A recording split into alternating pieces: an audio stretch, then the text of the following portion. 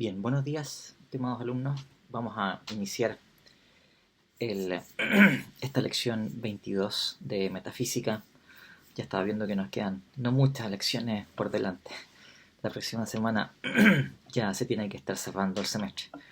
Eh, He podido estar viendo sus ensayos en estos días y Dios mediante, espero que esta semana estemos terminando ya corregirlo de manera que la próxima semana tengan ustedes también cierta claridad sobre notas de presentación y esas cosas. Eh, el examen está fijado, si ustedes recuerdan, para el eh, martes de la semana subsiguiente. O sea que, en fin, 2 semanas más sería exactamente el examen.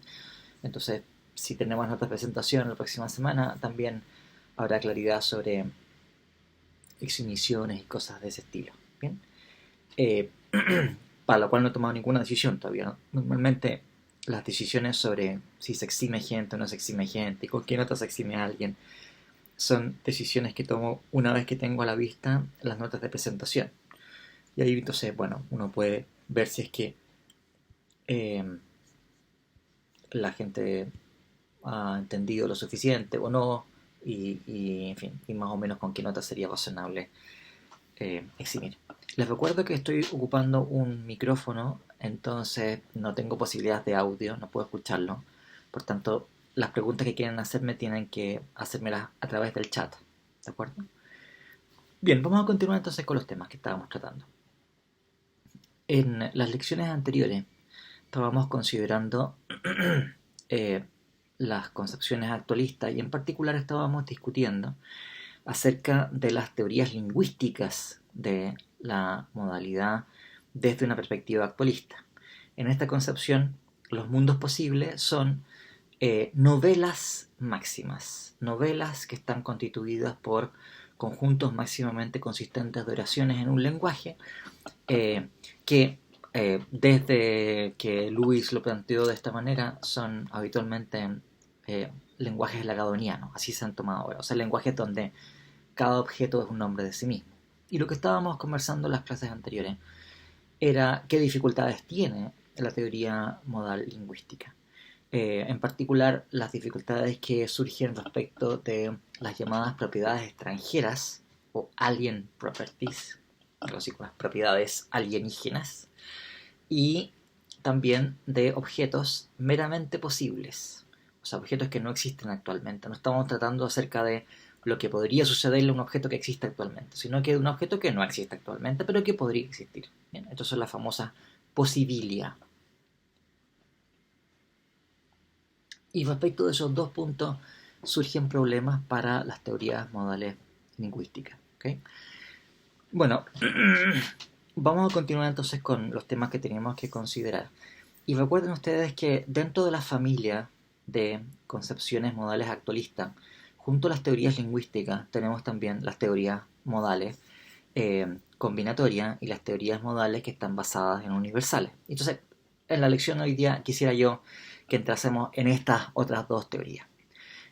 Habíamos ya dejado introducido simplemente los temas sobre las teorías modales llamadas combinatorias. Y vamos a introducir también hoy día y conversar acerca de las teorías modales basadas en universales. En las teorías modales combinatorias, ¿cuál es la idea central? Que un mundo posible es un conjunto, también completo, naturalmente, de todos los estados de cosas posibles que serían efectivos si es que esa posibilidad estuviese realizada. Como mundo posible es una posibilidad, si ustedes quieren, pero completa, porque es como podrían ser todas las cosas, ¿de acuerdo? Entonces, tiene que tener este requerimiento de completitud. Ahora, los estados de cosa, en esto también ustedes saben, la terminología es variable. Hay filósofos que hablan de estados de cosas, state of affairs, lo que en alemán se llama un Sachverhalt. eh, o también en algunos casos se habla de Sachlage. ¿Bien? Pero en inglés la expresión que se ha utilizado de tiempos de Russell es state of affairs. En Armstrong, que es un gran proponente de esto, también el término que él utiliza es state of affairs. Y bien, es como la expresión relativamente estándar, ¿no? Que lo traducimos al español por estado de cosas. ¿Bien? Eh, Bien, también podría uno hablar de situaciones o hechos o qué sé yo. Hay filósofos que introducen distinciones también entre estas cosas, que cuando hablan de un hecho, por ejemplo, quieren decir una cosa distinta de un estado de cosas, tal como lo entiende Armstrong. Y hay filósofos que cuando hablan de un estado de cosas, de un state of affairs, están hablando de una cosa distinta de lo que Armstrong habla como... Bueno, vamos a seguir la terminología de Armstrong para evitar confusiones. Y en la terminología de Armstrong, un estado de cosas, un state of affairs, es el hecho efectivo de que un objeto o varios objetos, un objeto tiene una propiedad o varios objetos están entre sí en una relación. Por supuesto, esto tiene que darse en un tiempo preciso, naturalmente, y también los objetos se supone que están ocupando regiones espaciales, digamos, también determinadas. Eh, un Cuando hablo aquí de un tiempo, también ustedes tienen que entender que este tiempo no tiene por qué ser puntual, digamos, puede ser, no sé, un lapso relativamente largo, tan largo como uno quiera, pero también puede ser eventualmente un instante puntual. Por eso hay, hay otro tipo de entidades que ustedes van a encontrar en la literatura, que son los eventos, que también hay discusiones sobre si tenemos que traducirlo así. En inglés es events, que puede traducirse por evento o acontecimiento, ¿no? Tradicionalmente esto tiene importancia porque en las teorías acerca de la causalidad, por lo menos desde tiempos de Hume, se ha sostenido que las cosas o las entidades que se están conectadas entre sí causalmente, o sea, aquello que puede ser una causa de algo, de aquello que puede ser efecto de la acción de una causa, deben ser eventos, no son objetos. ¿Bien? Y un evento, nuevamente, es algo que sucede. Bueno, entonces, también la forma tan relativamente estándar de entender qué es lo que es un evento es el hecho efectivo de que un objeto cae bajo una propiedad en un cierto tiempo, que nuevamente puede ser un instante puntual o puede ser un lapso más o menos extendido de tiempo. Entonces, si asumimos el punto de vista de Armstrong, que como digo, los estados de cosa son entidades efectivas en donde una propiedad está determinando un objeto en un instante de tiempo. Y claro, no es cualquier, eh, a ver, no cualquier proposición verdadera corresponde a un estado de cosas. O sea, puede ser verdad, por ejemplo, que no hay unicornios, por ejemplo, ¿ok? Pero eso no implica que hay un estado de cosas en el mundo de no haber unicornio. ¿Por qué? Porque no hay ningún objeto efectivo que tenga una propiedad que consista en no haber unicornio, ¿de acuerdo? Entonces, el hecho de que una propiedad sea verdadera no nos da automáticamente un estado de cosas, ¿no? Los estados de cosas que realmente existen dependen de dos cosas. Uno, de qué objetos existen, ¿de acuerdo? O sea que no hay estados de cosas que involucren objetos no existentes, naturalmente. Y en segundo lugar, qué propiedades también sean aquellas que realmente existen. Ustedes recordarán que hablamos de esto hace unas cuantas lecciones atrás, acerca de la concepción de las propiedades de David Lewis, que se suele distinguir entre propiedades abundantes y escasas. O sea, las propiedades escasas son las propiedades que cumplen una función causal, que determinan semejanzas objetivas, y no cualquier cosa que uno diga con verdad de un objeto va a estar correlacionada con una propiedad que va a tener el objeto. Solamente son aquellas que en nuestra mejor ciencia empírica nos dice que existen, ¿de acuerdo? Entonces, en fin, según nuestro mejor conocimiento del mundo, por ejemplo, una propiedad que tiene estas características, que determina semejanzas objetivas, que tiene incidencia causal, es la masa. Bueno, entonces la masa es una propiedad auténtica, una de estas propiedades. Bueno, entonces, los estados de cosas que realmente existen en el mundo corresponden a las propiedades que son efectivas, ¿no? Esas son las que determinan cómo es la realidad. Lo demás, bueno, será superveniente o fundado o lo que ustedes quieran. Pero las propiedades que determinan estados de cosas efectivos son solamente esas propiedades escasas, que en el caso de Armstrong corresponden a universales inmanentes, universales que se encuentran instanciados en algo. A ver, alguien quería hacer una pregunta, entonces... Nicolás Moya. Bueno, no es una definición estrictamente, porque estoy ocupando expresiones que no es que sean analíticamente más básicas, pero podemos decir la caracterización de qué es lo que es un estado de cosas, es que se trata del hecho efectivo de que un objeto tiene una propiedad monádica en un tiempo, o eventualmente, si es una propiedad que relaciona más de un objeto, o sea, una relación, varios objetos entre sí están en una cierta relación en un tiempo. Recuerden que el tiempo no es, no debe entenderse necesariamente como un instante puntual. Y esos mismos estados de cosas también son las cosas que entran en conexiones causales. Lo que hace de causa de algo tiene que ser un estado de cosas, que otros filósofos van a denominar evento, bien, pero y lo que hace de efecto también tiene que ser un estado de cosas. ¿Bien? Bueno, entonces, en el planteamiento de Armstrong, los estados de cosas efectivos son exactamente los estados de cosas que existen realmente y ninguno más. Ok, Nicolás. Les voy a mostrar aquí este librito. Esta es una presentación relativamente general de las más estándar de la metafísica de Armstrong, que se llama A World of a State of Affairs, un mundo de estados de cosas. O sea que, en fin, esto es como una categoría fundamental del mundo. ¿Okay? Bueno, ¿qué es lo que sucede con los mundos posibles? Los mundos posibles son representaciones abstractas de los estados de cosas que serían efectivos si las cosas fuesen distintas de como son. ¿Y en qué consistirá esa representación? Bueno, es representación de estados de cosas posibles. Naturalmente ustedes ya saben que los únicos estados de cosas que realmente existen son los estados de cosas actuales, ¿no? Esos son los que realmente existen, ¿no? Los estados de cosas meramente posibles no son estados de cosas efectivos. Entonces, nosotros lo que vamos a hacer es que vamos a representar los estados de cosas que, aunque no existen actualmente, podrían existir. ¿Y por qué podrían existir? Porque vienen, por decirlo así, dados por las combinatorias de objetos y propiedades. O sea, las propiedades universales, por su naturaleza, pueden encontrarse instanciadas en una multitud de objetos, en principio en cualquier objeto. Los objetos, por otra parte, por su naturaleza, pueden instanciar cualquier tipo de universales.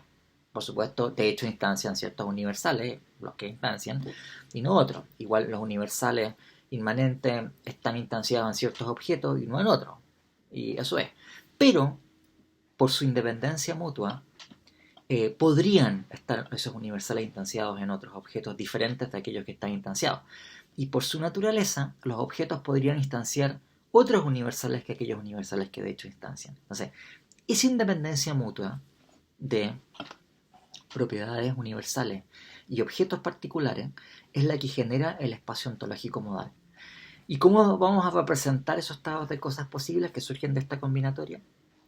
Mediante, bueno, o sea, por ejemplo, Armstrong habla simplemente de estados de cosas posibles, pero si ustedes ven lo que hacen otros filósofos que tienen la misma intuición, como Creswell, como Brian Skirms y filósofos de este estilo, lo que hacen es que apelan estrictamente a una construcción conjuntista que representa ese estado de cosas. Y es súper fácil, es un par ordenado en que tienen ustedes la propiedad y los objetos que estarían instanciando esa propiedad.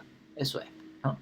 Y por convención, bueno, ese par ordenado, o podría ser una n tupla ordenada, si es que vamos a agregar una relación con n objetos que están instanciando esa relación, representa el estar esos objetos instanciando esa propiedad. Si quieren le podemos agregar el tiempo para indicar que, bueno, entonces dan un tiempo determinado, que puede ser un lapso o puede ser otra cosa. Entonces esos pares ordenados, que yo digo una construcción conjuntista, porque ¿qué es lo que es un par ordenado? Bueno, si ustedes van en matemática estándar, la manera en que se representa un par ordenado es como un tipo de conjunto. Hay varias formas de hacerlo, no es necesario explicarlo ahora, pero bien. La idea es que es un conjunto que tiene, por ejemplo, un par ordenado dos elementos, en donde el orden de los elementos es relevante. Entonces, si tenemos el par ordenado AB, es distinto al par ordenado BA. Los elementos son los mismos, pero el orden en que vienen dados esos elementos es diferente, y por eso son pares ordenados diferentes. Hay una manera en que ustedes con conjuntos simplemente pueden procesar y codificar la existencia de pares ordenados, y de manera general para n tuplas ordenadas, que no son dos objetos, sino que son n objetos que están ordenados entre sí. Puede tener una secuencia con infinitos elementos en donde importa el orden en que vienen dados esos elementos. ¿Bien? Bueno, entonces los estados de cosas posibles vienen representados por estas n tuplas. ¿Y qué es lo que es un mundo posible? Bueno, un mundo posible va a ser una representación de cómo serían todas las cosas al ser un conjunto que va a tener como elementos todos y solo los estados de cosas que serían efectivos en esa posibilidad contemplada. Ahora, no hay aquí, si ustedes pueden dar cuenta, suena como parecido al tema de los conjuntos máximamente consistentes de oraciones, pero aquí no son máximamente consistentes. ¿Y por qué no? Porque no hay estados de cosas negativos. ¿Okay? O sea, recuerden ustedes, los estados de cosas que existen son solamente los estados de cosas efectivos, o sea, las propiedades que realmente existen y los objetos que realmente existen. Y por ejemplo, cuando uno considera las cosas de esa perspectiva, y uno piensa que las propiedades que realmente existen son solamente las propiedades que determinan semejanzas objetivas, las propiedades que determinan poderes causales, y esas propiedades son propiedades que no se descubren por reflexión a priori, por regla general, en algún caso puede que sí, se descubren mediante investigación empírica, o sea, nuestra mejor ciencia, la que sea, digamos, nos va a estar diciendo cuáles son esas propiedades que determinan las naturalezas de las cosas, qué conexiones causales son aquellas en las cuales pueden entrar. Normalmente también esas propiedades son aquellas que son relevantes para especificar las leyes naturales, o mejor dicho, para gran parte de la, no digo gran parte, no sé si es gran parte, pero mucha gente hoy día, las leyes naturales son esas propiedades. No es que sean importantes, no, esas son las leyes naturales. Eh, bueno, entonces, cuando uno ve las cosas así, tenemos predicados, por ejemplo, como no ser un gato. Porque, claro, yo puedo predicar de algo con verdad, en algunos casos con falsedad, que no es un gato. Pero no hay una propiedad auténtica de no ser gato. ¿Verdad? O sea, si hubiese una propiedad de no ser gato, piensen ustedes, podríamos determinar semejanza entre objetos, semejanzas objetivas entre objetos por no ser gato. Entonces uno podría decir que, qué sé yo, que el perro Firulais, no sé por qué le ponen así, a todos los perros le dicen Firulais. Bueno, el perro Firulais, por ejemplo, es semejante a la galaxia de Sirio porque los dos no son gatos. ¿Verdad? Bueno, en fin, son semejanzas baratas, ustedes dijeron, ¿no? O sea que cualquier cosa bajo ese aspecto sería semejante por infinitos aspectos a cualquier otra. Entonces, la misma idea de semejanza objetiva dejaría de tener ningún valor. De la misma manera, por ejemplo, tampoco hay propiedades disyuntivas. ¿De acuerdo? O sea, si uno puede construir una propiedad como la propiedad de ser un gato o un quark, eh, o sea, una propiedad que instancia un objeto si solo si ese objeto es un gato o ese objeto es un quark, entonces también podríamos nosotros establecer semejanza objetiva entre el gato Félix y la galaxia de Sirio, porque los dos tienen la propiedad de ser gatos o galaxias. Entonces, por esa razón, no hay una propiedad negativa. Es distinto con las oraciones, donde sí tenemos oraciones negativas y positivas, por decirlo así. No negadas. Bueno, pero cuando tenemos propiedad, no hay propiedades negativas. Y por tanto, no hay estados de cosas negativos tampoco. O sea, no existe el estado de cosas de no haber unicornios. Aunque es verdad que no hay unicornios. ¿Eh? Bueno, o sea, los estados de cosas que son efectivos en un mundo posible son siempre estados de cosas positivos que establecen el conjunto o la especificación de todas las propiedades de este grupo selecto, que son las propiedades que determinan los poderes causales, la semejanza objetiva y en el fondo la naturaleza de todas esas cosas que están ahí y sus relaciones externas. O, también como se ha formulado en algunas ocasiones, son la base mínima para la determinación de cómo serían las cosas de una manera no redundante y perfectamente exhaustiva. Sí, después hay cosas que se siguen de esto, pero esto es lo mínimo para especificar cómo son todas las cosas. Bueno, entonces, ustedes pueden ver, cada mundo posible es un conjunto de esos estados de cosas posibles, que a su vez son representaciones de cómo serían las cosas, que especifican la naturaleza total de este mundo. Eh, Dos mundos posibles habrán de diferir entre sí porque alguno de ellos contiene un estado de cosas que el otro no contiene, a lo menos uno. O sea que hay al menos una propiedad que está instanciada en uno que no está instanciada en otro. Noten ustedes también cómo el principio que está determinando el espacio modal es últimamente un principio que es modal, naturalmente, que es este principio combinatorio, acerca de la independencia mutua de las propiedades universales y los objetos particulares. O sea, es el hecho de que un objeto por sí mismo podría estar instanciando propiedades diferentes de las que instancia, y es el hecho de que una propiedad universal podría estar instanciada en distintos objetos de aquello que de hecho lo instancian, lo que determina el espacio modal completo. Y eso que estoy diciendo apela a nociones modales, estoy hablando de podría instanciar otras propiedades o la propiedad podría estar instanciada en otros objetos, y eso es claramente modal. O sea, no pretende esto ser una reducción del discurso modal al estilo de, como en fin, ha dicho Lewis, ¿no? Que si un mundo es posible reduce la modalidad. No, aquí no. Entonces lo que estamos haciendo es, si ustedes quieren, elucidar, o sea, clarificar en qué consiste la modalidad mediante esta construcción teórica, ¿no? Hacer más perspicua, más comprensible la naturaleza de los hechos modales a través de estos hechos que son más clarificadores.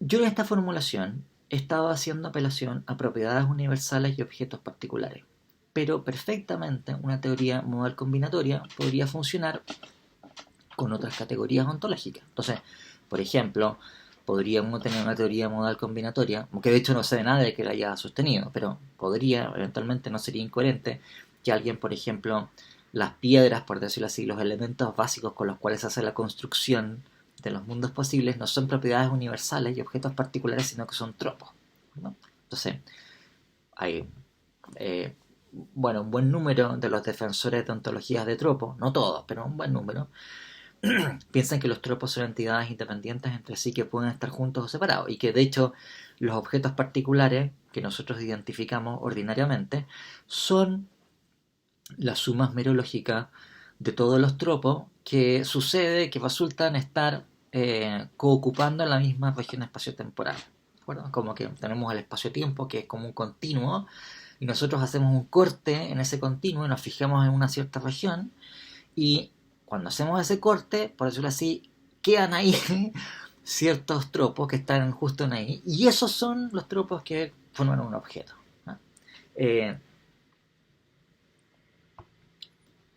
este tipo de planteamiento, no todo el mundo que defiende tropos piensa las cosas de esta manera, pero, qué sé yo, hay filósofos como Donald Williams, que es uno de los que inauguró esta cuestión en los años 50, que lo veía de esa manera.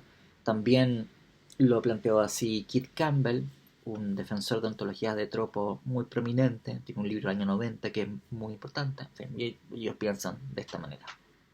Entonces, cuando uno concibe las cosas de esta manera, la teoría combinatoria no se hace porque yo estoy pensando en que las propiedades universales pueden, sino que ahora tiene que ver con propiedades particulares que pueden estar coocupando la misma región del espacio con cualquier otra. Entonces, eso es lo que genera el espacio modal, pero el principio sigue siendo el mismo. Combinatoria, representamos cómo serían las cosas por, en fin, secuencia, que aquí en este caso no serían secuencias de universales y particulares, sino que serían secuencia de tropos, que pueden estar coocupando la misma región del espacio, y eso determinaría el espacio modal completo, ¿no? También, cuando les comentaba yo que Armstrong, que es un defensor de esta posición, él postula que los ladrillos ontológicos que componen el espacio modal completo son los universales que están instanciados. porque esos son los únicos universales existentes, ¿de acuerdo? Universales inmanentes, o sea, mejor dicho, un filósofo que postula universales llamados inmanentes es un filósofo que postula que hay universales, pero esos universales solamente existen si es que se encuentran instanciados en al menos un objeto. Al contrario de quienes defienden universales platónicos o trascendentes, que son esos universales que no necesitan estar instanciados para existir. O sea que el hecho de que se encuentren instanciados o no instanciados es algo que para ellos no tienen ninguna importancia, ¿de acuerdo? Yo soy un defensor de universales platónicos por si acaso. Entonces, la teoría combinatoria también puede funcionar perfectamente. De hecho, Armstrong ocupa universales instanciados, pero perfectamente puede ser que esa combinatoria esté constituida por universales que no están instanciados. Si lo que existe realmente en el mundo son universales platónicos, algunos de los cuales están instanciados y otros muchos más no están instanciados, bueno, esas piezas, por decirlo así, esos constituyentes que existen en la realidad, que existen realmente en el mundo actual, son los que van a determinar el espacio modal. Y en ese caso serán los universales platónicos. Ok, voy a explicarles ahora los lineamientos de las teorías modales basadas en universales, porque los problemas que vamos a ver son relativamente comunes a estas dos concepciones. Entonces, prefiero que los veamos de manera conjunta. ¿Okay? Ahora, la teoría modal basada en universales es una concepción de la modalidad en donde los mundos posibles son universales. O sea, no es que se cuenta en la teoría combinatoria, dependiendo de cuál sea la ontología que uno esté defendiendo, los mundos posibles son representaciones de cómo podrían ser las cosas por las cuales ocupamos una teoría conjunto. Que a todo esto podríamos ocupar otras cosas también, ¿no? O sea, no es que esto, por decirlo así, dependa de que sea verdadero los axiomas de teoría conjunto, ¿no? La verdad es que no es así.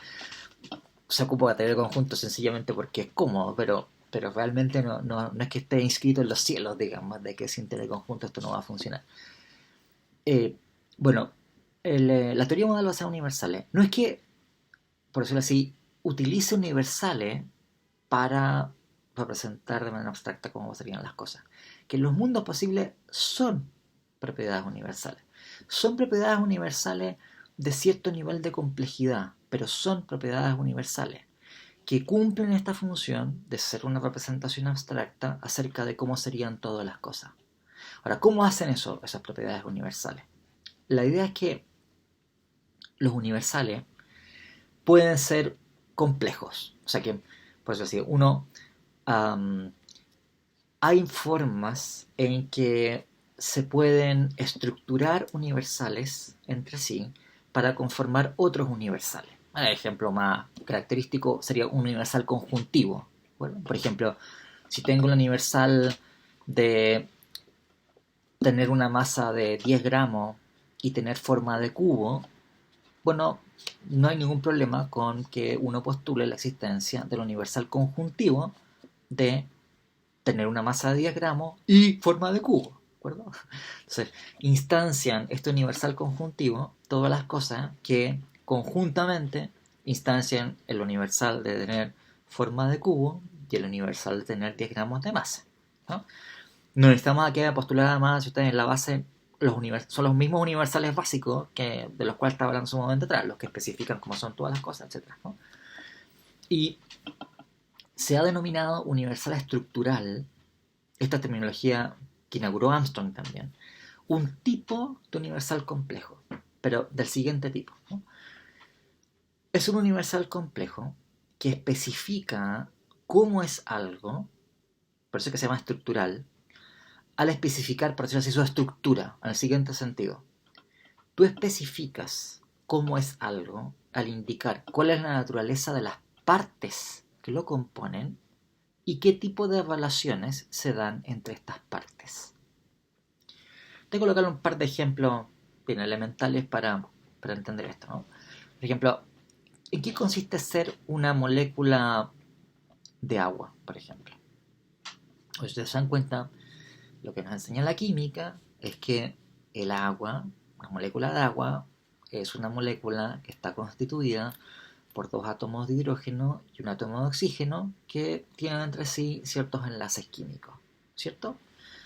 Bueno, entonces, ser una molécula de agua consiste en ser algo que tiene tres partes, una de cuyas partes es un átomo de oxígeno, la segunda de esas partes es un átomo de hidrógeno, la tercera de esas partes es también un átomo de hidrógeno, son distintas entre sí, igual son tres partes, no dos, digamos, que estamos dando dos veces, y tienen entre sí relaciones de enlace químico. Por supuesto, si ustedes después dicen, bueno, ¿y en qué consiste ser un átomo de oxígeno? Bueno, lo que vamos a hacer es que ser un átomo de oxígeno a su vez es una propiedad estructural también, que consiste en tener, qué sé yo, tantos protones y electrones, etcétera, etcétera, ¿no? Y eventualmente después, ¿en qué consiste ser un protón? Bueno, también va a ser una propiedad estructural en términos de quarks y de cromodinámica y de qué sé yo, ¿de acuerdo? O sea que no hay ningún problema con que aquí tengamos propiedades estructurales que especifican cómo es algo, porque las partes tienen ciertas propiedades que son a su vez estructurales, que a su vez, etcétera, ¿no? Y a su vez también la propiedad de ser una molécula de agua puede entrar en otras propiedades estructurales, eso no hay ninguna dificultad con eso. Entonces, una propiedad estructural, como ustedes pueden darse cuenta, es una propiedad que está especificando la estructura de algo. ¿Cómo lo hace? Porque indica, uno, cuáles son sus partes, se supone que es algo complejo, compuesto por distintas partes, esas partes tienen una naturaleza, ahora su naturaleza está determinada por qué propiedades universales están siendo instanciadas, y porque esas partes entre sí están conectadas unas respecto de las otras mediante ciertas relaciones. Entonces, nosotros al especificar la naturaleza de las partes y sus relaciones, especificamos en qué consiste ser ese tipo de cosas. Bien, bueno. Ahora, ¿qué es lo que sucede entonces ahora con un mundo posible? Un mundo posible es, o sea, lo identificamos con un universal estructural. Un universal estructural máximo. Ahora, ¿por qué máximo? Porque ese universal estructural, si estuviese instanciado, especificaría cómo son todas las cosas. ¿Bien? Entonces, no es que,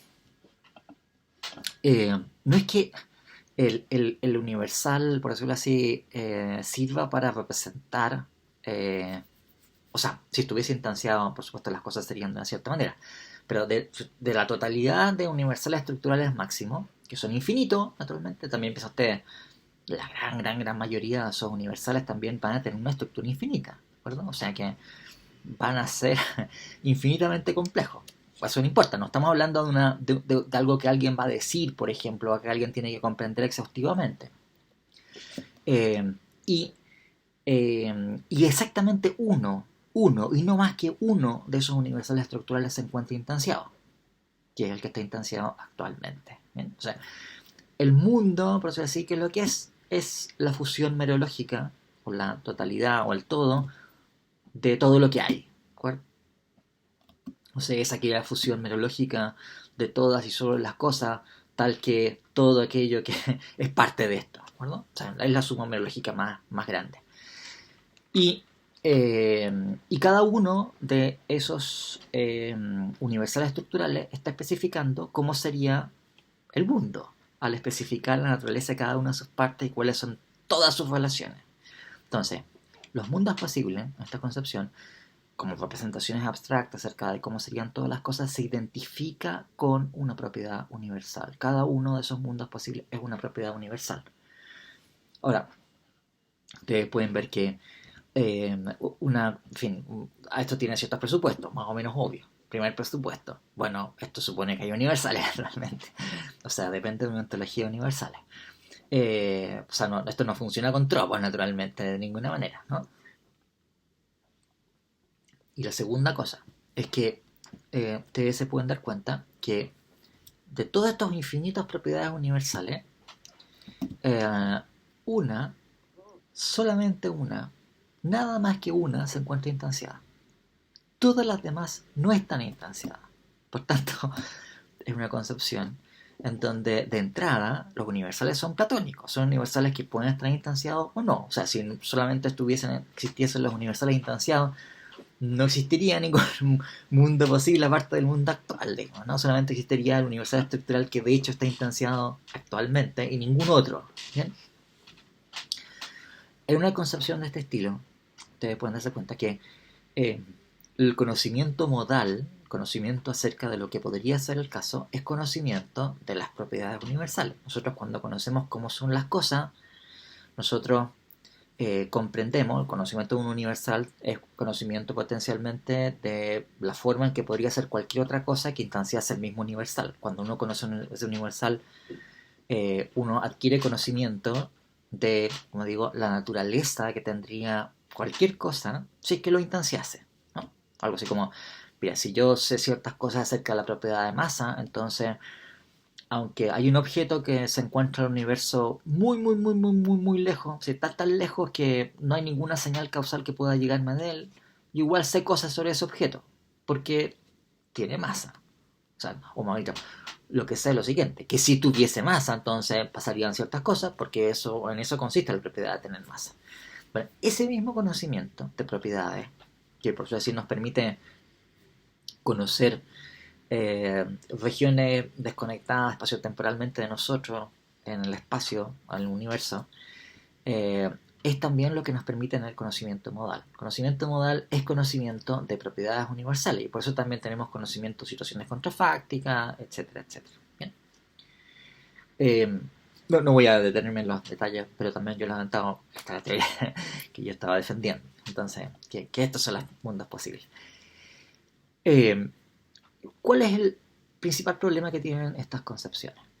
Eh, Tanto la combinatoria como la teoría modal basada en universales. El caso de la combinatoria tiene un poco más de problema que, a ver, en buena medida esas dificultades se resuelven si uno concibe o admite la teoría combinatoria con universales trascendentes, en vez de los inmanentes que tiene Armstrong, ¿no?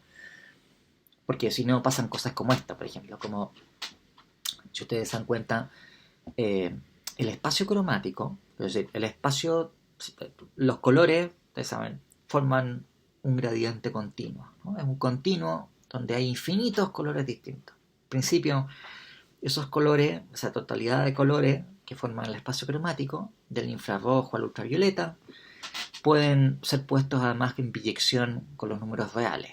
¿Bien? O sea que hay tantos colores como números reales hay. ¿Bien? O sea, son infinitos, pero infinitos más que los números naturales, digamos. Eh,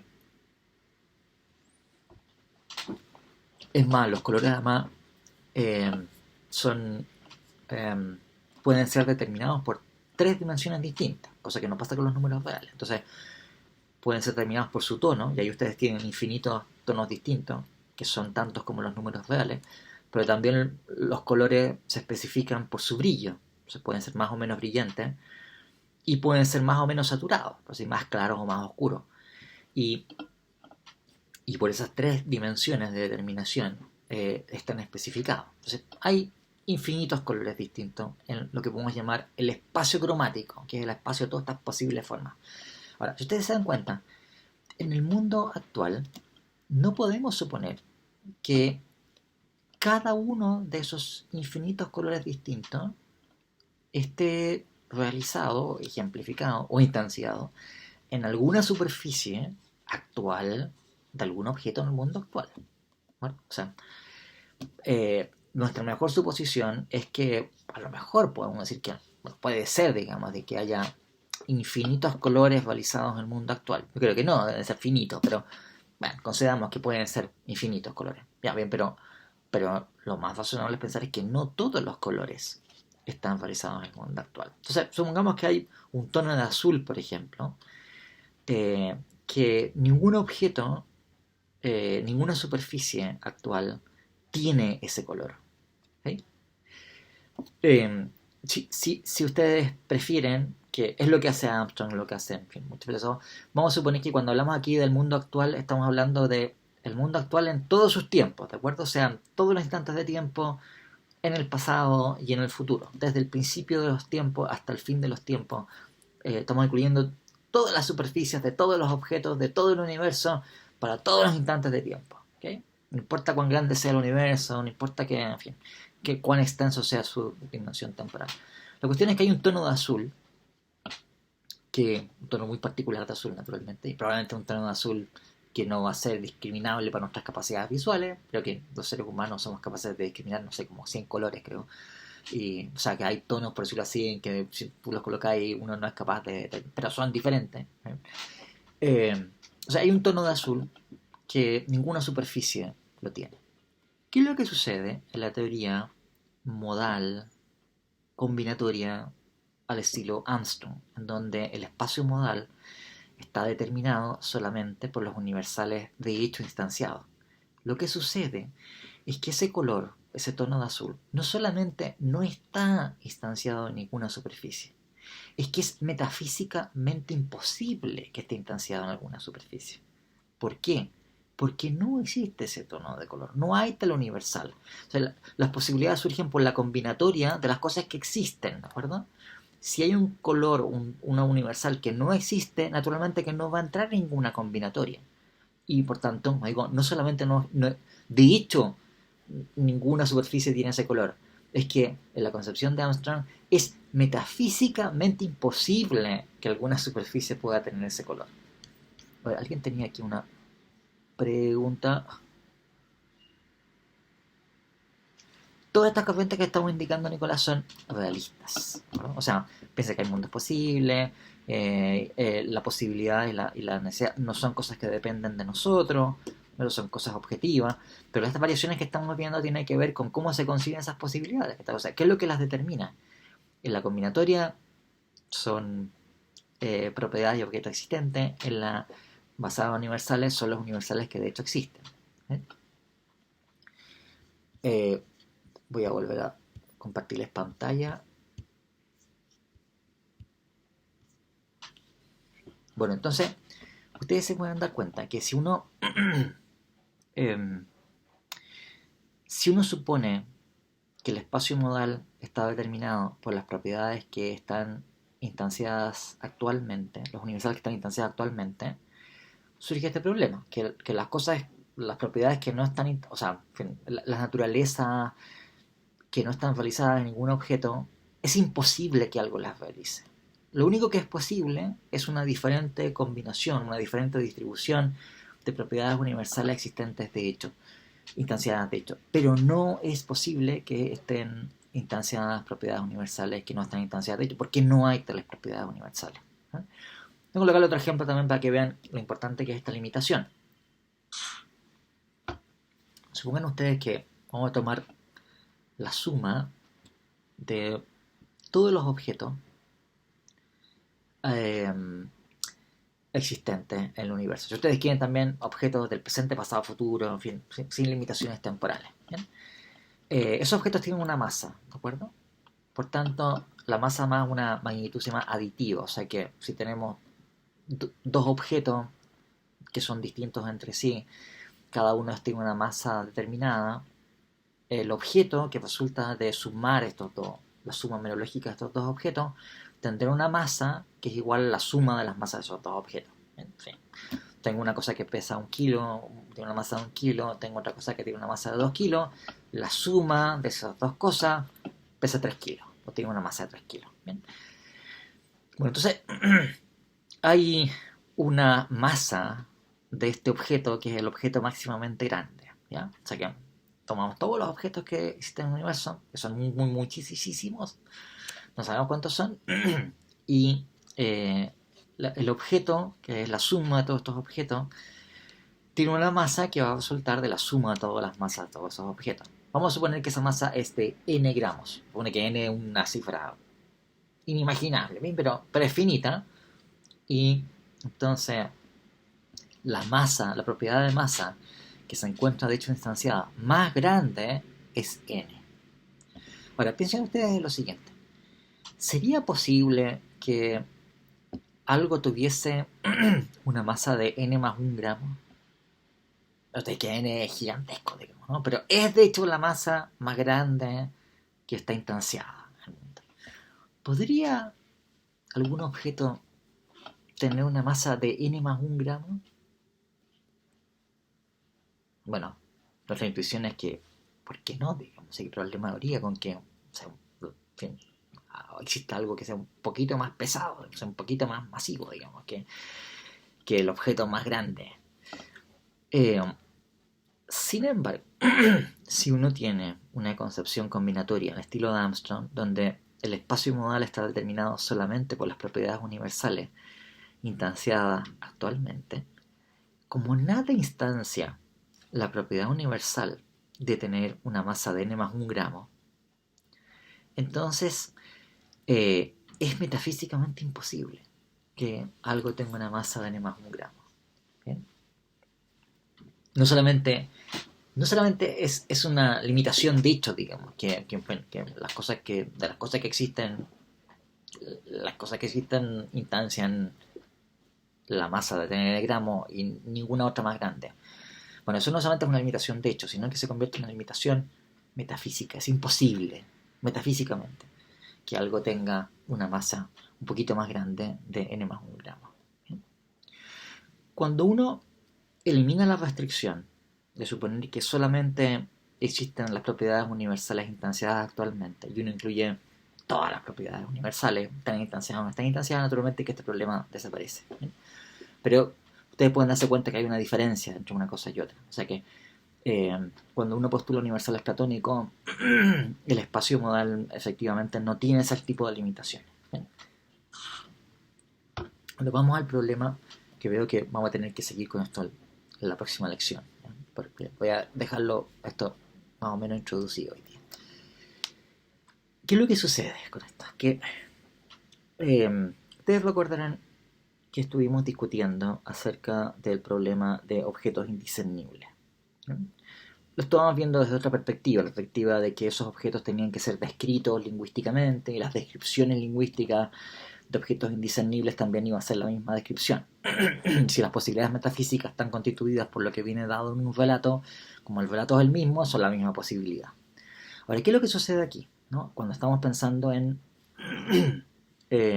tanto la teoría combinatoria como la teoría modal basada en universales, que si admitimos la posibilidad de mundos posibles donde tengamos objetos indiscernibles entre sí, no sabemos si en el mundo actual, por ejemplo, hay objetos indiscernibles, o quizás podrían haber objetos indiscernibles, no sé, a nivel cuántico, en fin, pero es una cuestión incierta, no tenemos idea. Pero podría admitir que por lo menos es posible que tengamos objetos que sean indiscernibles entre sí. Esos objetos indiscernibles entre sí son indiscernibles entre sí porque están instanciando exactamente las mismas propiedades universales y tienen también entre sí exactamente las mismas relaciones, ¿no? O sea, ahora no es un problema de descripción, sino que es un problema acerca de cuál es su naturaleza intrínseca, ¿no? Su naturaleza intrínseca está determinada por cuáles son los universales que esas entidades, esos objetos estarían instanciando. Y si son exactamente los mismos universales, entonces, bueno, serían indiscernibles entre sí. Entonces, ¿cuál es el punto? Que si uno admite la posibilidad metafísica de objetos indiscernibles, bueno, tenemos un mundo posible 1, en donde tenemos dos cubos perfectos de oro sólido, es que están a cierta distancia entre sí, y no hay más cosas. ¿Bien? Entonces, pareciera que debiésemos admitir que hay un mundo posible 2, en que existe un cubo de oro sólido y nada más, y el segundo cubo no existe, y un mundo posible 3, en donde existe el segundo cubo y no existe nada más. ¿Verdad? O sea que ese es el tipo de problema que nos estamos enfrentando. Claro, si las posibilidades metafísicas son posibilidades que están determinadas por qué propiedades universales están instanciadas, bueno, perdona, esto para la teoría combinatoria, estos cubos naturalmente no son cubos existentes, ¿de acuerdo? O sea, no pueden tampoco, por supuesto yo podría decir, bueno, el gato Misifus podría ser tan parecido al gato Garfield que, en fin, podríamos tener, o algo así, digamos, pero es un gato realmente existente y por tanto, al introducir este objeto podemos hacer esa discriminación.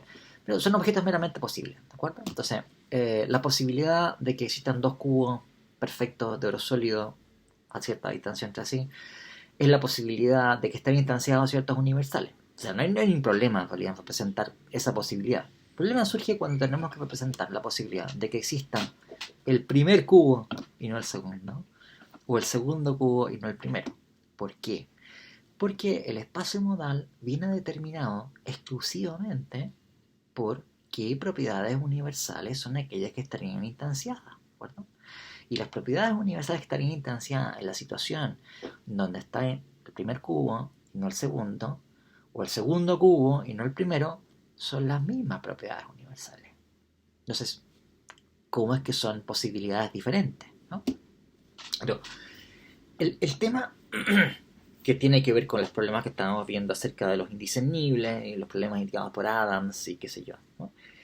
Es que, claro, si uno quiere especificar la esencia de un objeto particular, o sea, queremos especificar qué propiedades son las que hacen que este individuo sea este individuo y no otro distinto. Como vamos a explicar en lecciones que vienen, en las teorías tradicionales sobre la esencia de un individuo, o sea, por lo menos cuando se trata de individuos materiales, ¿no? Especificaba el tipo de individuo que es algo, pero la esencia no especifica qué es lo que hace que este individuo sea este individuo y no otro. ¿Bien? O sea que las propiedades esenciales de un objeto, como Sócrates, por ejemplo, son propiedades que determinan que Sócrates es un ser humano, pero no hay algo así como la esencia de Sócrates como individuo. La esencia de Sócrates son las propiedades que determinan que él es un ser humano, un animal, un vertebrado, un qué sé yo, etc. Pero no son propiedades que especifican que él sea Sócrates y no otra cosa. ¿Bien? Ahora, si uno pudiese especificar en qué consiste ser un individuo, quiero decir, en qué consiste ser el individuo únicamente por respecto a qué propiedades universales instancia ese objeto, entonces los casos que yo estoy indicando serían casos que podrían ser tratados sin mayor problema. Quiero decir, hay una esencia individual del cubo perfecto de oro 1, ¿de acuerdo? Y esa esencia individual del cubo 1 es diferente de la esencia del cubo 2. Y esa esencia del cubo 1 es un conjunto o colección de propiedades universales que son instanciadas por el cubo 1 y por ninguna otra cosa en ningún mundo posible. En otras palabras, cualquier cosa en cualquier mundo posible que instancian esas propiedades es idéntico al cubo 1. Y ninguna cosa en ningún mundo posible que sea diferente del cubo 1 va a instanciar exactamente esas mismas propiedades. Suponen que son propiedades universales, propiedades cualitativas, no estamos haciendo trampa y colocando propiedades como ser idéntico al cubo 1, por ejemplo, ¿no? Que claramente va a cumplir con esa condición, digamos, pero es hacer trampa, digamos, ¿no? Esa propiedad depende del cubo 1, ¿no? No es una propiedad que, eh, que esté especificando de manera puramente cualitativa el objeto, ¿no? Bien, entonces, si hubiesen esencias individuales con estas características, ¿no? Ustedes lo pueden ver en los apuntes, que lo he formulado de esa manera, ¿no? O sea, sería una colección de propiedades universales puramente cualitativas, digo, sin hacer trampa, U1 a UN, las que sean, pueden ser muchas, a lo mismo, pero son todas universales y cualitativas, tales que para, es necesario que para cualquier objeto X, ¿no? Ese objeto es idéntico a B si solo si instancia todas esas propiedades. En otras palabras, si un objeto es idéntico a B, tiene que instanciar todas esas propiedades. Y si algo instancia esas propiedades, entonces tiene que ser idéntico al objeto B, ¿cierto? Bueno, lo que nos muestran los casos del tipo Black o con las cualificaciones que lo presenta Adams es que no parece haber una colección de propiedades universales que nos permitan entregar la esencia de un individuo en estos términos. ¿Sí? En otras palabras, el carácter particular o individual de un individuo parece ser algo que excede lo que puede venir determinado por propiedades universales, por grande y específica y detallada que sea esa colección de propiedades universales. El que un individuo sea este individuo y no otro distinto, es algo que no está determinado por qué propiedades universales ese individuo instancia. Ahora, ¿por qué sucede eso? Por los casos que indicaba decir. Claro, entonces uno puede decir, bueno, pero, a ver, pero si yo me fijo en mí, por ejemplo, claro, las cosas que me han sucedido a mí no le han sucedido a ningún otro ser humano, digamos, ¿no? Como que no sé, que en ningún otro ser humano es tal que cuando iba caminando por la calle y tenía 5 años, entonces le pasó que no sé qué, y se encontró con un perro con ciertas características, y sí, de acuerdo, efectivamente, en el mundo actual a lo mejor no hay ningún objeto que tenga exactamente, esté instanciando exactamente esos universales que tú has instanciado. El problema es si es imposible que otro individuo pueda estar instanciando exactamente los mismos universales. Y ese es el problema, que en principio nos parece que por detallada que sea la especificación que estamos haciendo de las propiedades universales que instancia un individuo, cabe la posibilidad metafísica de que más de un individuo esté instanciando exactamente esas mismas propiedades universales. O sea, después de todo, las propiedades universales son propiedades que pueden estar instanciadas muchos individuos al mismo tiempo. La conjunción de propiedades universales, o sea, el universal conjuntivo, formado por dos universales, es igual a universal. No importa cuántos elementos tenga la conjunción, puede estar instanciado en una multitud de individuos también. Ahora, por esta razón, entonces, es que se habla, y eso está indicado en este paper de Adams, del cual les he hablado ya bastante, que el carácter individual de un objeto particular tiene un constitutivo que es irreductible a propiedades universales. ¿A qué propiedades universales está instanciando ese individuo? Y esto es lo que, o sea, cuando lo planteó esto Adams en el año 79, lo hizo recordando una terminología medieval, que creo que ustedes ya hicieron historia de la filosofía medieval, así que esto les tiene que sonar, digamos. Pero Duns Scoto había denominado a este constitutivo de un particular que hace que sea este particular y no otro distinto, la ekeitas, o echeitas, como quieran traducirlo, o sea, pronunciarlo, ¿no? Que es una expresión, es un neologismo latino, o sea, una expresión que no existía, él la inventó, y que se forma a partir de el pronombre demostrativo ek, esto, ¿ya? Y ekeitas viene a ser como la estoidad, ¿de acuerdo? El carácter de esto, que es un particular, de ser esto. ¿Bien? Esa es la ekeitas, ¿no? Que Adams lo tradujo al inglés como thisness, que es lo mismo, digamos, o sea, es el carácter de this, esto, de ser esto. ¿Bien? Entonces, ¿cuál es el punto aquí? Que las cosas particulares tienen una ekeitas primitiva. Y esto lo encontrarán en filosofía contemporánea, hecho con la misma expresión que inventó Duns Scoto, la ekeitas, ¿no? En fin, cuando lo introdujo Duns Scoto era para diferenciarlo de lo que hace que un objeto sea de este tipo y no de otro, que es su quiditas, ¿ya? Su queidad, ¿bien? O sea, lo que responde a qué es esto, ¿bien? Pero la estoidad, la ekeitas, es ese constitutivo particular de un particular que hace que sea este particular y no otro, y que no parece ser capturable, reducible a qué propiedades universales está instanciando ese individuo. Entonces, ¿con qué les digo con esto? Que los particulares tienen una esencia individual que viene dada por una ekeitas. Por supuesto, hay propiedades que son esenciales, de acuerdo, que tienen ese objeto, que son propiedades que el objeto no podría dejar de poseer. El punto es que esas propiedades no son exhaustivas para especificar en qué consiste ser este individuo y no otro diferente. ¿Bien?